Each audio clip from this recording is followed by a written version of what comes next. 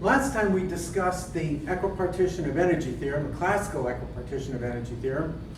And what I'd like to do today is a few examples of how to calculate mean energies for systems, fairly simple systems. So to remind you, if a system has 1 degree of freedom, its mean energy can be written as 1/2 kT.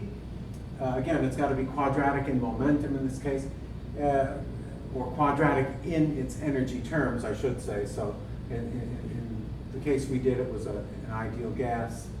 If you have 3n degrees of freedom, the same conditions apply, your mean energy will be 3/2 nkt. Let's do the mean kinetic energy of a molecule in a gas, not even necessarily an ideal gas. Suppose the gas is at temperature T, the molecule has a mass m, and a center of mass momentum that we can write as m times velocity. We would write its kinetic energy of translation as 1/2 m times px squared plus py squared plus pz squared. The kinetic energy of the other molecules doesn't involve the momentum of a particular molecule. That they don't interact in that way.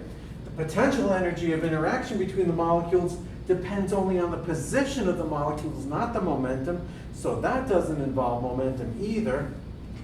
And if the molecule happens to be polyatomic, we're not worried about the vibration or rotation energy or rotation of the atoms relative to the center of mass, because that doesn't involve the momentum of the center of mass either. So we have all the essential conditions of the equipartition, and immediately we can say that mean kinetic energy would be just, for that molecule, 3/2 kT. Very simple. For an ideal monatomic gas, we could also write it as 3/2 RT, if you like the ideal gas constant, for mean energy per mole. This would be mean energy per mole.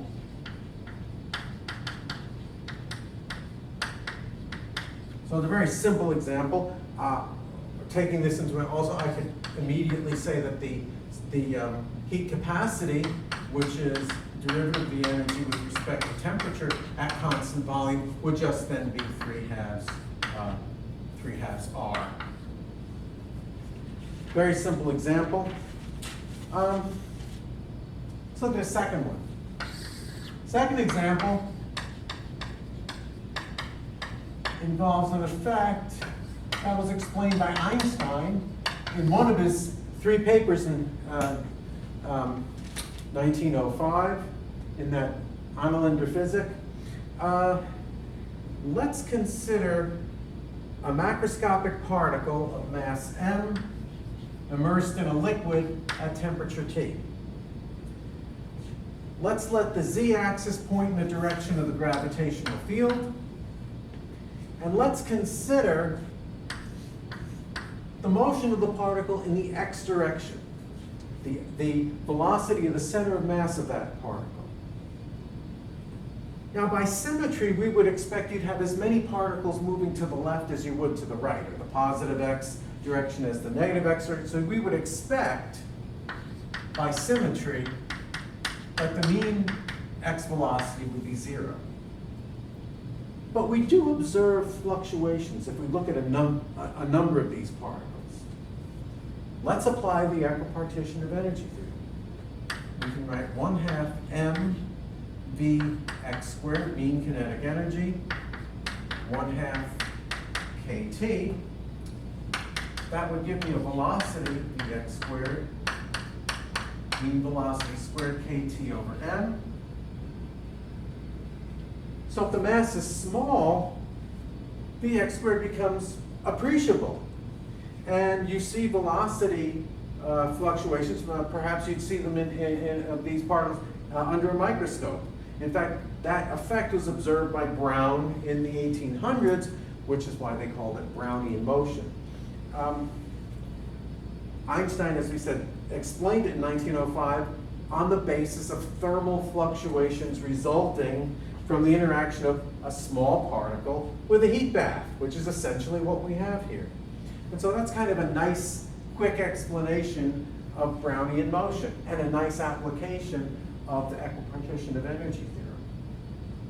Third one, we'll do this classically and quantum mechanically, the harmonic oscillator.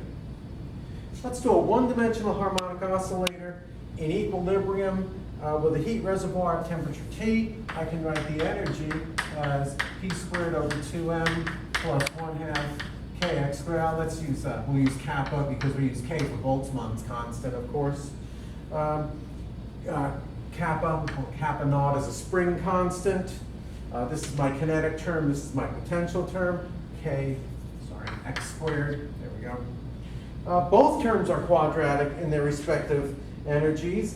And so, again, classical description of the equipartition of energy theorem. My 1/2, I've got a quadratic term here, a quadratic term here.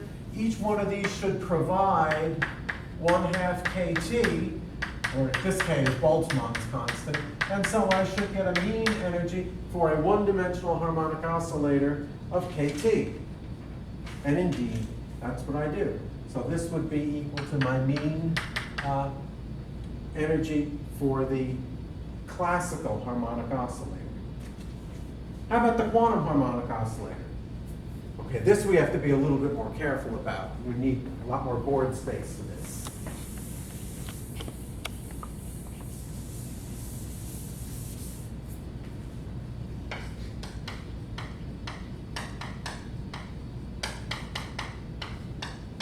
Quantum harmonic oscillator.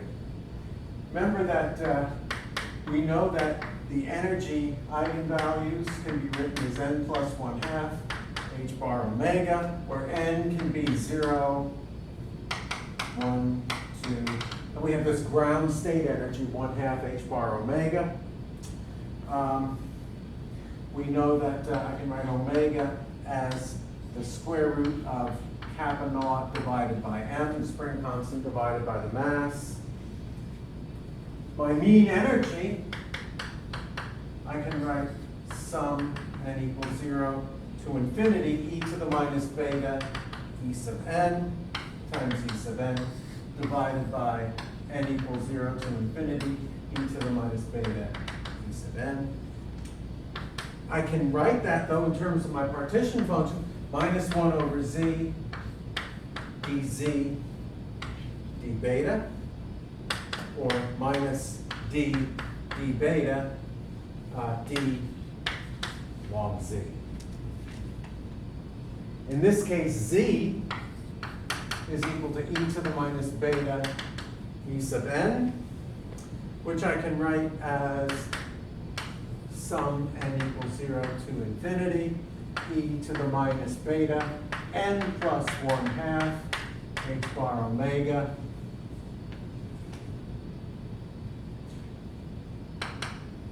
and I can write this as e to the minus beta h bar omega over 2 times the sum n equals 0 to infinity of e to the minus n beta h bar omega, splitting up that exponent. And I can write this out as e to the minus beta h bar omega over 2 times 1 plus e to the minus beta h bar omega plus e to the minus 2 beta h bar omega plus on and on and on and on. That sum can be evaluated to yield z equals e to the minus beta h bar omega over 2 divided by 1 minus e to the minus beta h bar omega.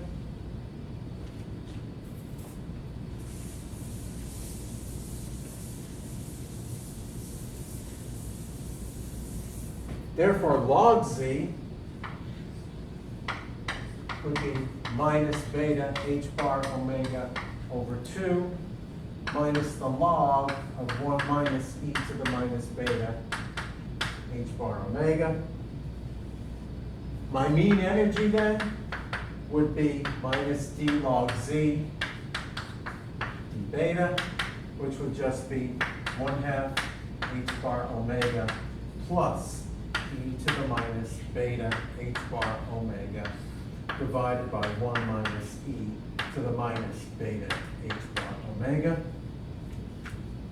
Or I can write this mean energy as h bar omega times 1/2 plus 1 over e to the beta h bar omega minus 1.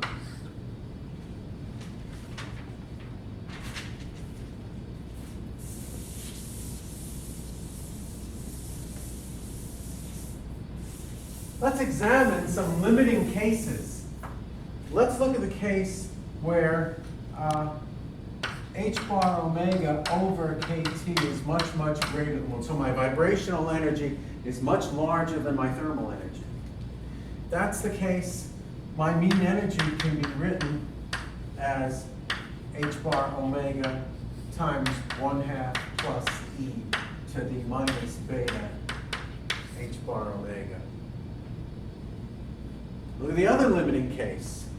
Suppose h bar omega is over kt is much, much less than 1. This would be a case of, this is my high temperature limit. My thermal energy exceeds my vibrational energy. I would think then the classical approximation should work. Let's see. So in that case, my mean energy is h bar omega 1/2 plus 1 over 1 plus beta h bar omega plus minus 1, which I could approximate as h bar omega times 1/2 plus 1 over beta h bar omega. Therefore, my mean energy could just be written as h bar omega times 1/2 plus e to the minus beta h bar omega, which is going to approach h bar omega over 2, rather than 0 when t approaches 0. That's what makes this distinctly different from a classical harmonic oscillator.